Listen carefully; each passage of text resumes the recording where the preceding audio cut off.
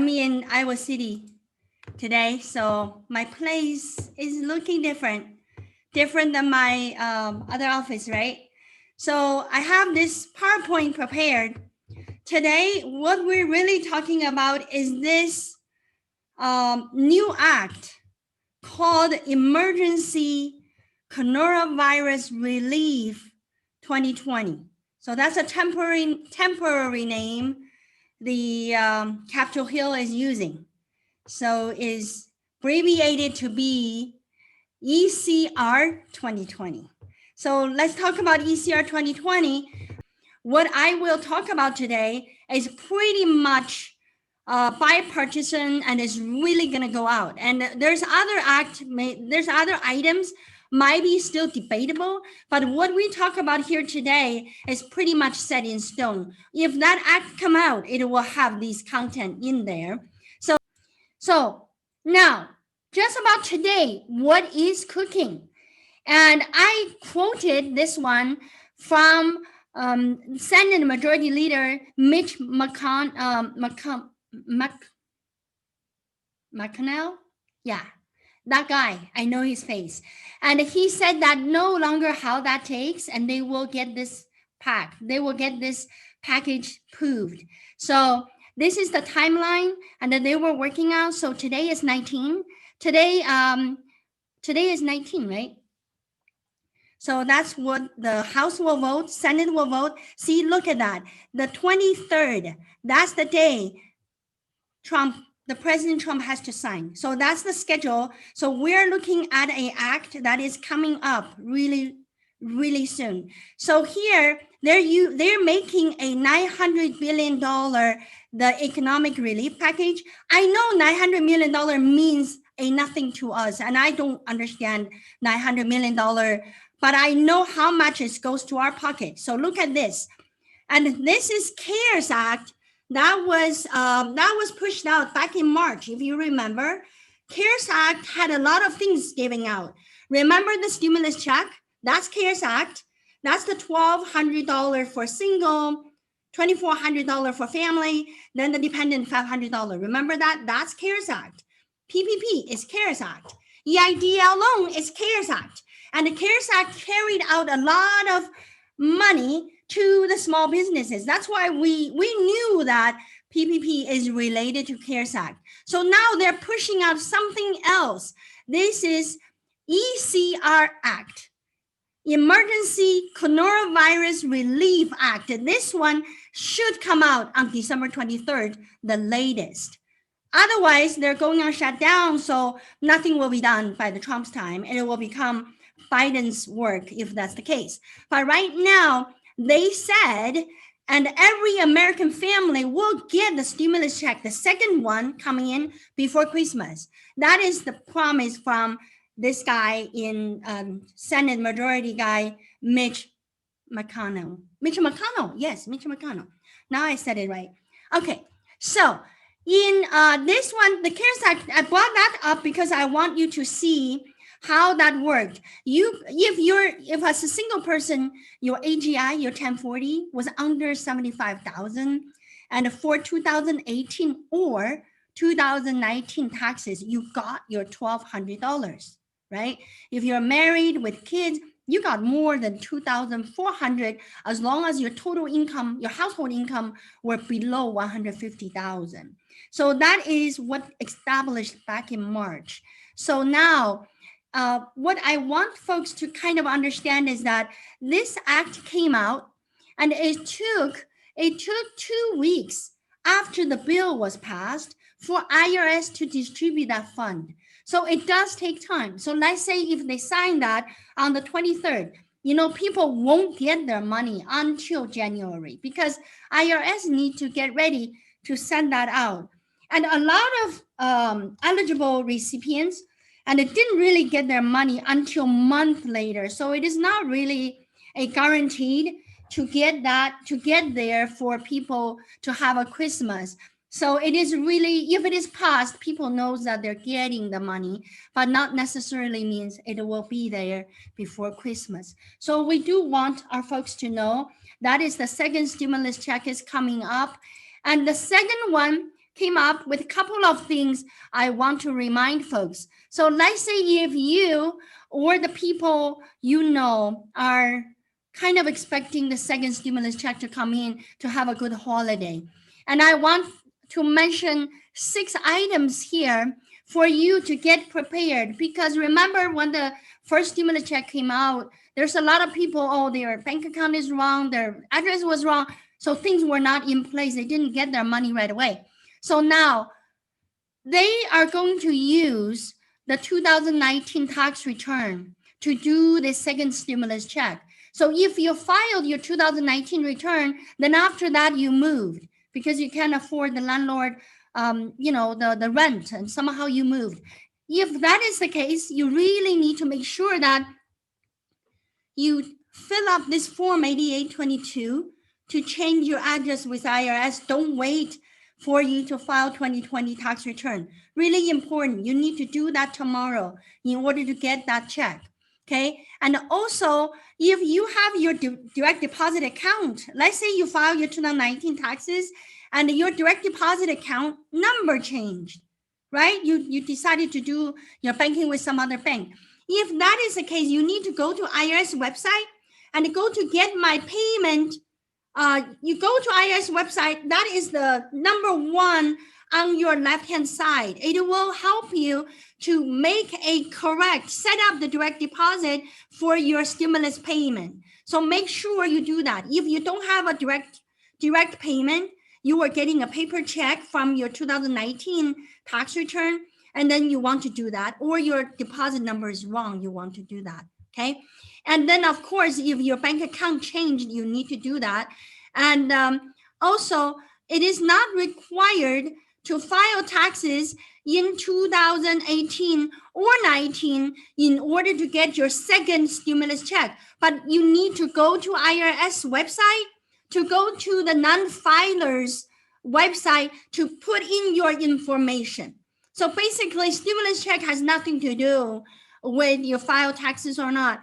But if you're receiving Social Security benefit, you don't need to worry, because second stimulus check going to come into you like the first one. You don't have any issue.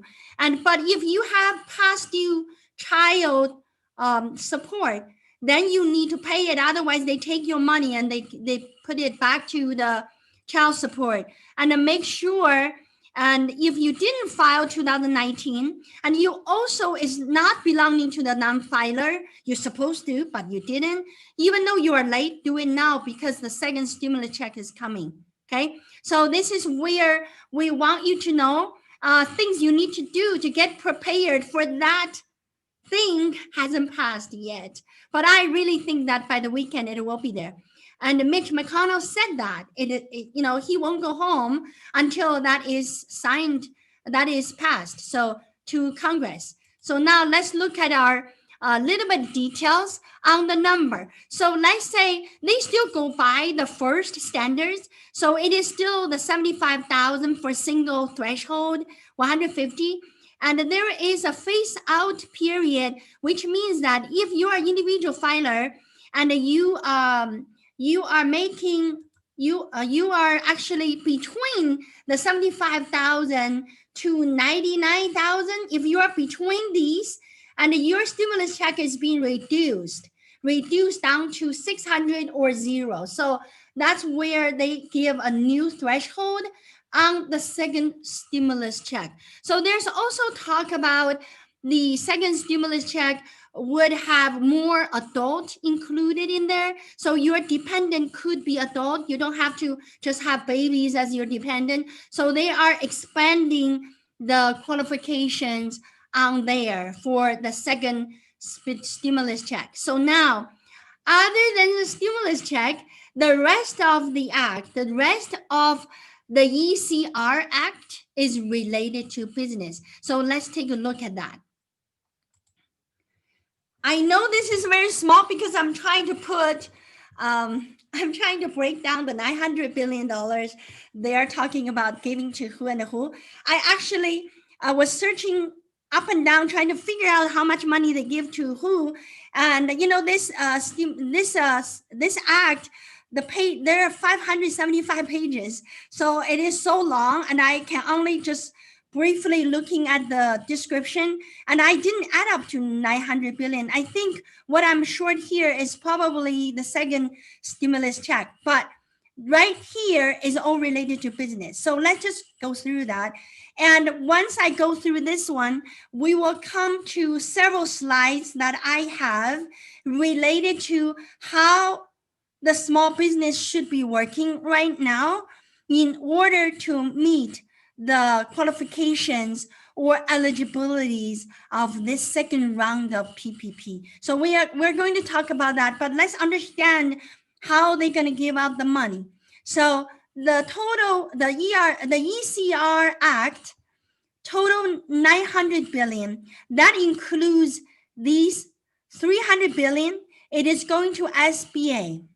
Okay, and going to SBA for what? Here are the following. And they want, the spirit of that is to give to the hard hit small businesses. All right. And I am always amazed about the federal government's definition of small businesses. In my own life experience, small businesses means people like myself. I mean, we don't understand the 900 billion means what. My screen moved, so here we are. We just know that how exactly, and we are making $100,000 profit, $200,000 profit. I can also understand people who makes $5 million profit, but above that, it is becoming a different story. I don't know, these people belongs to small businesses, but I say everyone here today with me, we belongs to real teeny small businesses. So we want to figure out how these act would benefiting us. So number one, the second round of PPP, and it limited to small business with 300 or fewer employees. So let's take a little breather right here. So I know most of you are under 300 employees. And also, this is the second credential, and you must have sustained 30% of revenue loss in any quarter of 2020. Revenue loss compared to 2019. So to explain the 30%, let's just, for example, in 2019, and my first quarter is $200,000 revenue. I'm not talking about profit. Revenue, sales. And if you collect sales out of credit card, very simple. We can look at your credit card statement, right? So if you are 200,000, but in 2020, instead of 200,000, you only had $140,000 revenue. That means you are sustaining 30% of loss in revenue. And let's make clear, it's not profit, it's revenue. That means your sales. So these two conditions, most of my business clients, they qualify for the first one. But the second one requires some thinking, right? So you need to know how your revenue goes. Are you belongs to that or not? If you do, then you are qualified to get a second round of PPP. And this 300 billion give to SBA is also giving to 501c6. That's not 501c3. So you may ask me, what is 501c6? A good example would be Wells Fargo Foundation and Clinton Foundation. Those foundation, or the commerce, like the you know how we have a commerce in different area, those are 501c6. 501c6 are those nonprofit who are more, they are having membership. So you may be your home, the townhome association, and that could be 501c6. And for example, the Society of CPA, that's 501c6. So those organizations in the first round of PPP, they don't qualify. So now they brought them in. It's only fair because they also do a lot of nonprofit work for the members, right? And cost includes supplier cost and PPE. So Remember when we had the first round PPP, they only allow us to do what? To do payroll cost, utility, and the rent, right? Now they say, oh, the second round PPP, you can use that money to buy supplies. You can use that money to buy face mask and whatever. So those personal protection equipment kind of thing. So they had a more cost you can put in. Business expenses paid for with PPP loan and become tax deductible. That is so cool. Remember in the early talk, I was telling you that, the PPP money, how we told our client that don't apply for forgiveness yet, because if you got forgiven, you have to reduce your expense. Here it says that is not needing to be an expense. You just forget about the PPP and don't include that in the income. Also, don't reduce your expense. That is so good, right? I will come to there and explain to you exactly what you need to do now because of that. All right. And the loan forgiveness for 150K and under should be simplified. Right now, they only did 50 and under, right? Now they're expanding that to 150 and under, and it should be simplified. So if you are the person received 149,000 on PPP, hey, you should just wait because there's an easier way to do this. Okay, should not be rushed into working on the forgiveness and the funding for life venue. So this is another one the SBA would do. For example, theaters and on my Des Moines office, we have this Ingersoll Theater. It's an old structure, and it has a live performance if that is working. So what SBA trying to say is that anything like that, and it would have a special funding allocated to them. I would imagine that all the movie theaters, but they're saying independent live venue. And I actually don't understand the difference between independent and non-independent. I think live venue in this language probably just means the one that individually privately held, is not some government funding supported.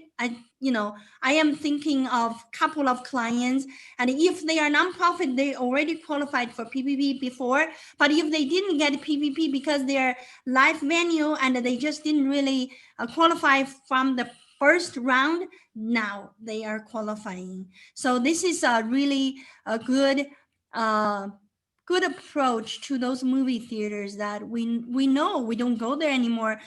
I used to go to movie all the time. I haven't been there for a year. So I know those businesses are definitely suffering. And the funds set aside for smaller borrowers and underserved communities. Not a lot of actions behind here. So I don't know how SBA gonna work it. But let's say if you are minority owned community 501c6, and then that might be a place where you will be carved out with some funding. So I think folks now should be more vigilant about how you would qualify this second round of PPP. So this is good stuff, okay? And it is not something that you just sit there, it will just fall on your lap. You got to work on it. And then the other thing, other than SBA are getting 300 billion, and then the other 300 billion is giving to the local government. So those are actually, they say that it is unemployment insurance from the federal government. The unemployment stuff is actually federal funded. Remember during the pandemic time, earlier, like around April to July, and we have additional pandemic payout for unemployment benefit. So they're talking about to restore that, so to have that again. and 6 billion for vaccine distribution, very much so. 7 billion for testing, tracing. This is related to coronavirus, and then 35 billion for healthcare providers. Absolutely. And I wonder why it is not more. And then continue a payroll support for transportation funding. I didn't know the original amount, so I didn't put that in there, but it says that they will continue to do the funding. 10 billion for child care stabilization grants. So, if someone is operating child care, why aren't you look into that? There's 10 billion carved out for this effort. 13 billion for agriculture business and fisheries, and 25 billion for rental assistance. Come on. And those are the money would go to different state agencies or nonprofit to use for that purposes. So why can someone just be proactive to look into it, right? So it is all in this 900 billion ECR Act, in this act, Emergency Coronavirus Relief Act, okay? And extension of student loan forbearance. So this is the one that, remember Trump had this executive order and extended the student loan principal interest payment from September to December. So now they're saying it's continued. So obviously the pandemic is still here, and that help is still needed. So now we kind of gone through really the key point on the Emergency Coronavirus Relief Act. And I'll tell you that this act is not yet signed into the law. I don't even know whether Trump will sign it, but I know both House and Senate are on it. And so just like I said, Mitch McConnell, and he said this will be done before the end of this week. So we'll see. He seems to be the one that has a lot of power. I don't understand politics, but I just kind of eardrop and picking up those informations. A lot of our small business owners, actually, the reality is that we don't really get the time to get involved with politics. So if my webinar can help you to understand a little bit more, that's my contribution. But I'll tell you that I'm really not into politics. The reason I'm looking at this, because I'm trying to figure out how to help my client to pay less taxes and to put money back into the business. So the next few slides, it will tell you just that. So bear with me, let's go through this. Okay. Important to small businesses. So I am listing things out for you to tell you this is important. How you can apply that to your situation? Obviously, you may already, after I say this, you may already know what to do. And if you don't, and you felt like you are uncertain, you can always knocking on Community CPA's door or go back to listen to our webinars and really learn, right? I always tell my small business owners that if you are running a business and you can do your own taxes and do your own accounting by yourself, you want to do that, because that's the only way to force yourself to learn your business. But there will be a time and you grow out of that. You felt like you need more professional help. That's where you're going to look into Community CPA. At the same time, you will learn with us. So you will learn about your business with our point of view, because we actually can tell you, in Community CPA's book, we have more than 10,000 clients. So with that kind of data, and if you're running a business, we happen to have, in our database, we have 20 other businesses are just like yours. And of course, we're not going to tell you how the other people are running, but we would give you the best practice we learned from all of our businesses, plus what is fitting you.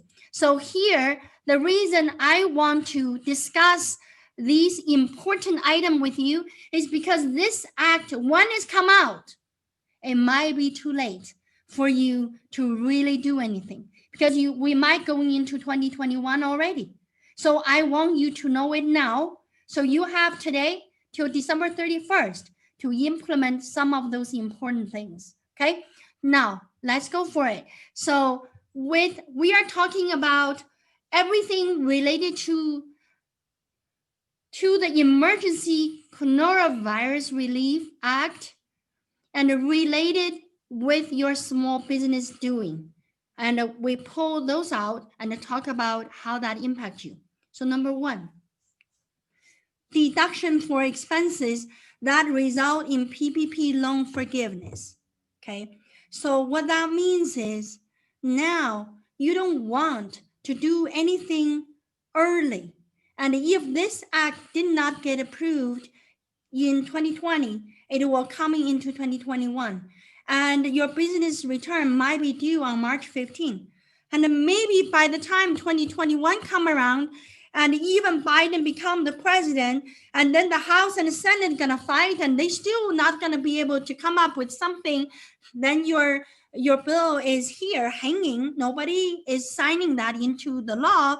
Congress could not make a decision. If that ever happens, you know that you don't want to file your tax early. You want to make sure that that become the reality before you file your 2020 tax return. And if you are a fiscal year tax return, and maybe your year end is January, you felt like you want to report your taxes right away. No, you don't want to. You want to make sure that this act got passed, including this item. So the PPP amount you received, it is not going to be your income. It is also not going to reduce your expense, because that is what proposed in this act. All right. So imagine if you got $50,000 PPP, and if this act is not in place, that means if you get, whether you got forgiven or not, because IRS already made a ruling on November 18. So whether you got forgiven or not, they don't care anymore. They say you need to reduce your payroll by 50,000 because that amount was paying your payroll expenses. That's not your expense because it is government give you that money. So by reducing your payroll by 50,000, isn't that true? You're going to end up with $50,000 more income. Am I right or wrong? Of course I'm right. So you don't want to do it. You want to know, that this act is coming out. Maybe I don't have to count PPP anymore. I'm going to sit around and wait till that become reality. And if you have to file taxes and this bill is not out yet, and you want to make sure it is dead, as long as it's possible, and we're going to keep our hope up. And if March comes around, it's still not there, we're going to file extension, we're going to sit and wait. You don't want to go in to file your taxes with PPP dollars in it, because that only makes you pay more taxes. If your tax rate is 20%, we have 50,000 of PPP, that means you would save $10,000 taxes. If you don't know how to use the 10,000 or you don't know how useful that $10,000 to you is, I can help you to spend it. I know how to spend $10,000. So make sure you care. All right. That's number one. So important. And I really wish that every one of you listen to me right now, understand what I'm talking about. Okay. If you don't, make a note and figure it out. It is really important to you. All right. Next. The second PPP loan has conditions. They're saying that, okay, you must have less than 300 employees. That's not too hard to fulfill. I think most of my clients, I'm trying to think. Yeah, actually all of my clients qualifies. I don't think I have anybody with more than 300. I used to have one with a lot more, but the business closed. So it's not that way anymore. Then I don't have anybody with 300 and more employees. So all of you qualify. Okay, number one. Number two, you must prove your quarterly revenue had suffered compared to last year's quarterly revenue. How do you prove that? Very simple. Your revenue that you have on your financial statement, that need to be 30% less than what you got last year. So let's say last year your revenue is 100,000. That means you need to have 70,000 in 2020 in order you to qualify for second round of PPP. So now you're saying, well, Ying, I don't know how to qualify because I think I'm my first 3 quarters, I don't think I have 30,000. My fourth quarter is not done yet. I don't know yet. So, what's your idea? And I will just say that your financial statement depends you are on a cash method or you are on accrue method. Okay. If you are on cash method, and if in December, now you're just going to receive a big check, and maybe I recommend you to deposit that in 2021. Because as long as you don't deposit that check, it is not count as your income. Am I right? Your cash method. Excuse me. So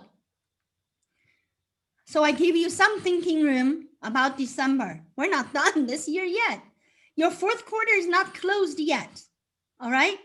And then you can also look at your prior quarters to make sure that the quarterly income, maybe in March, there is income in April that belongs to March. And then maybe there's income in June that belongs to July. I am not helping you to do a fraudulent financial statement, but I am giving you thinking that you can correctly classify your income into the right time period. And then you know that whether you qualify or not. So, accounting method is a big deal. And if you are in cash method, it's very different from accrual.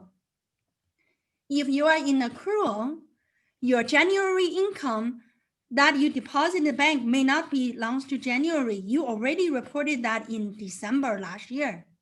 Make sure you are counting your income correctly. And there are also people, they receive the payment, but they haven't really performed the service yet. That is not your income. That is your unearned. Don't confuse yourself with income. Okay? When we talk about income, means the money you made and you complete that service already. That's why in our firm, we never charge clients ahead of time, because I don't want to figure out, well, you give me $1,000 payment, I still have work to do for you. What am I going to do? I'm going to put $600 in unearned, say I made $400 out of your bill. So complicated. So in our own practice, we only bill client when the service is done. But in some service, it's not like that. For example, in the attorney's office, it's not like that. The attorney actually asks for down payment, right? That down payment is not their income. That down payment is unearned revenue. They haven't even done the work for you yet. So think really hard in your business. Maybe you have a bunch of unearned and you just stuck that into revenue. Now you say, well, I don't feel like I made money, but I don't have 30% revenue loss because I stuck a bunch of unearned in revenue, or I just calculated cash method, accrue method, all messed up. I don't know what I was doing. Well, now it's time for you to know what you're doing. And I will tell you that I always say, in order to do a beautiful tax return for you, the financial statement is most key. If you have a good accounting, you're already saving money. So make sure you look at that condition and figure out whether you were calculating your revenue incorrectly. All right. So now let's look at the next one. Additional nonprofit eligible for PPP. That is so good. And make sure that there's a condition. Let's say if you have a foundation and you have a private foundation, and you also need to make sure that you have 150 or fewer employee. So for the foundations and for the Chamber of Commerce kind of people, and you cannot have more than 150 employee, otherwise you cannot get PPP. But the 501c6 can get PPP. That's a good news. A lot of good organizations are 501c6. Oh, they don't allow the political lobbying group to get that. So So that 501c6 is really just focused on the foundations, and some of the libraries are that way, and also Chamber of Commerce, most of them are that way. Some of the townhome association are that way, and some membership organization are that way, like professional membership, like the AICPA, and those kind of organization, and the landlord association, things like that. They belongs to that. So that is that. And let's say if you happen to be the one that decided to form a foundation for your own family name, okay, and this is a good year to do, and not because of that additional PPP. Of course, that's another reason, but the good reason is right now, and you can donate 100% of your AGI, your income, to nonprofit, no limitation. In the past, it's 50%, and you can donate your company profit 25% to nonprofit. But in the past, it was only 10%. So the government, the stimulus package is really trying to get people to donate. So that's why we have this $300 above the line donation, which is not included in the standard deduction. It is above the line, so you can use that to reduce your tax rate. So there's a lot of good things going on with donation. And if you felt like, if you felt like your 2020, instead of doing bad and you're doing really good, and you're thinking of doing a nonprofit to, save something that you care. Okay, maybe saving the puppies and you care, right? So it's really whatever you want to do, and that nonprofit is a really good way to reduce taxes and also fulfill the noble purpose that you have in mind. And for, frankly speaking, I think that the United States, being a country who we are, and a lot of it is coming from nonprofit, and those nonprofit organizations are really making the humanity become the number one priority in the human history. So not so much of a, White House life, we don't care, but we do care about those nonprofits. And so the next item here is expansion of PPP forgiveness. So expanded to include supplier cost, investment in facility modifications, and the personal protective equipment to operate safely. Okay, you know what that means? When when the pandemic started, and actually our own firm, we spent a lot of money to build the fiberglass counters, to have the accountant and the client with the proper divide, and we change our system, and we implemented all these webinars and those equipment, cameras and everything. Okay, and that right now they're saying the second PPP would allow you to use that money to do this. How wonderful is that? A lot of people would use that. And I actually wondered why they did not include that in the beginning, because these are important. Investment in facility modification, absolutely. In order to do this mailbox pick up and drop off, literally that box itself is 50,000. It's not cheap. So it's really important that the PPP loan can pay for that. So now they expanded outside of the payroll, outside of the rent, outside of the utility. They are saying, yes, we pay for supply costs, we pay for your modification, we pay for your face mask and whatever. So that's great. The next, simplified forgiveness process. Look at that. So folks, if you have PPP loan more than 50,000, so you didn't have the simplified process, you're struggling like, oh my God, I have to just figure out how to do it. And you wait. You can wait. And there is a simplified way to come up. So that may be so simple. You just need to sign and submit. So hopefully it's that way. So that is in this bill too.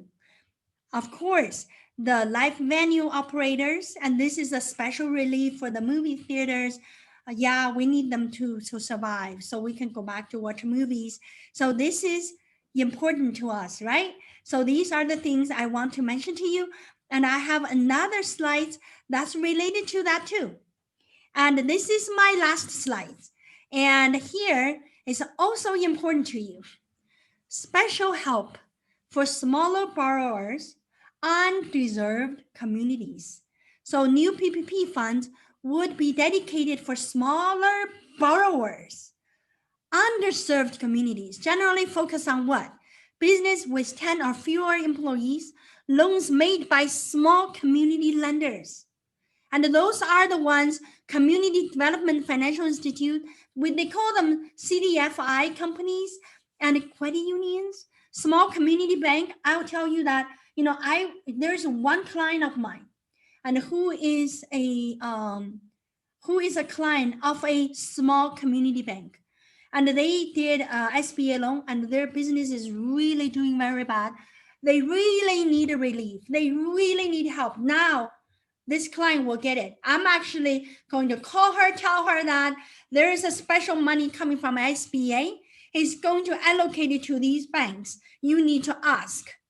You need to ask what happened to the emergency coronavirus bill, and that is relief bill that came out, and how much your bank got it.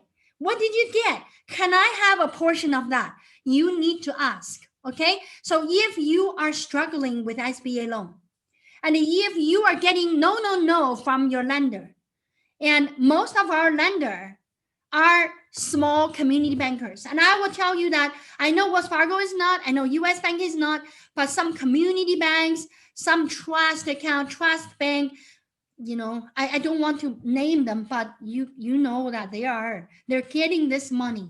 Okay, so don't be afraid to ask. You have to, and otherwise the bank will just gonna bail out the people they want to.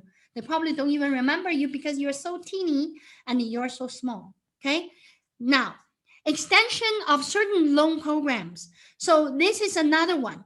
This one actually, if you already have a loan with some banks, and you can ask for, if you can give me money, can save me, extend my loan and make it longer, make it lower rate. So, make them to work on that for you. You know that you have the opportunity, okay?